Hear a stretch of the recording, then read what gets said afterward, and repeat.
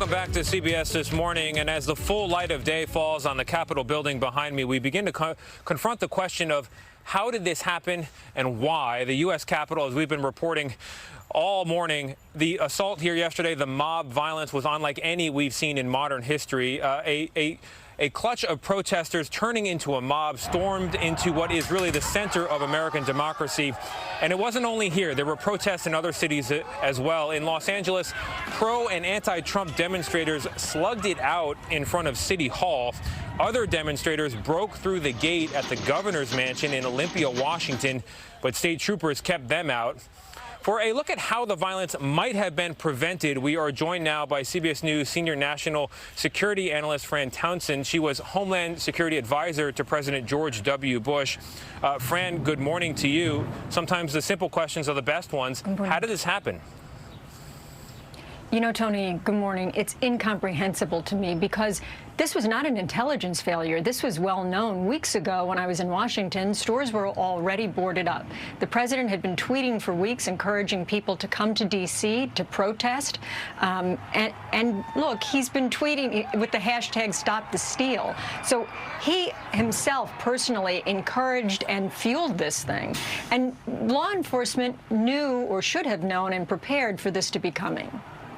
A former Capitol Police chief has said that the current chief deserves to lose his job over this. Do you think that should be in the cards? And what else needs to happen to address everything? 100%.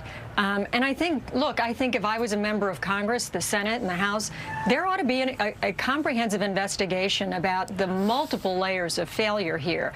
The D.C. mayor asked for the National Guard, didn't want them armed, didn't want them to have any authority, really, and was concerned about their presence in uniform. I mean, this is a lack of coordination, preparation at multiple levels, and I do think they need to do a quick lessons learned. We have the inauguration coming.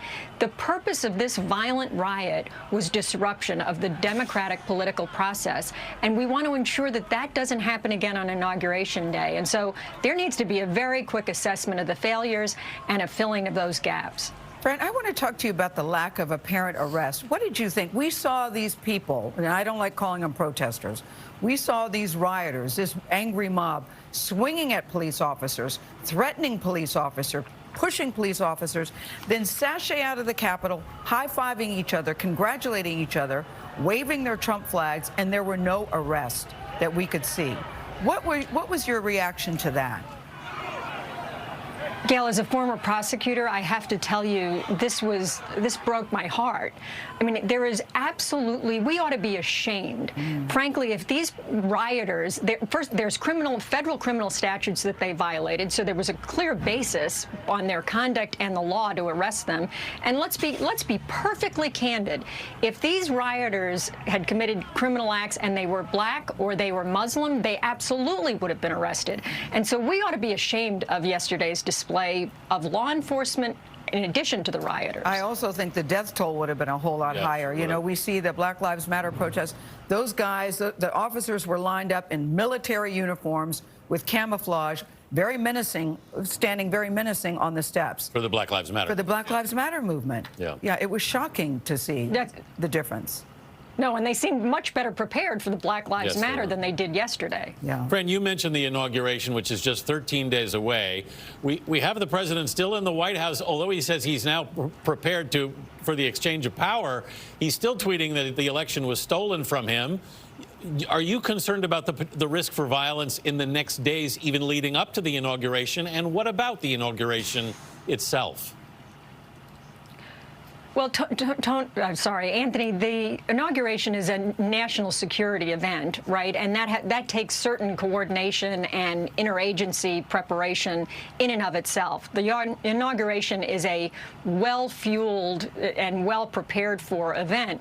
But I am worried about attempts at disruption and violence in the days leading up and on Inauguration Day. Let's remember, you know, I think back in terms of the transition from Bush to Obama, and we worried about about the walk that President Obama and Michelle, the First Lady, were going to make down Pennsylvania Avenue.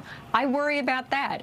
I think we have to take additional precautionary measures. I think there needs to be an assessment about how we can beef up the security for the inauguration, given what happened yesterday.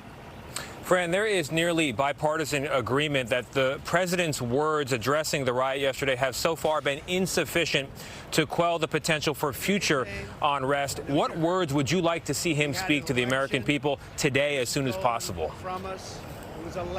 I think the president ought to make a national address. I think he needs to condemn yesterday's violence. I think he needs to distance himself and deny that he is a supporter of these. I mean, yesterday he said, "We love you and I understand how you feel." I mean, that's not only wholly inadequate, but it's encouraging of these people. And so I think he needs to make a definitive address to the nation, distancing himself, condemning the violence, and insisting that this type of thing not happen again, and certainly not on his behalf. Yeah, and resist the temptation to continue to spread misinformation about sweeping election fraud that simply did not happen. Fran Townsend, thank you very much. Absolutely.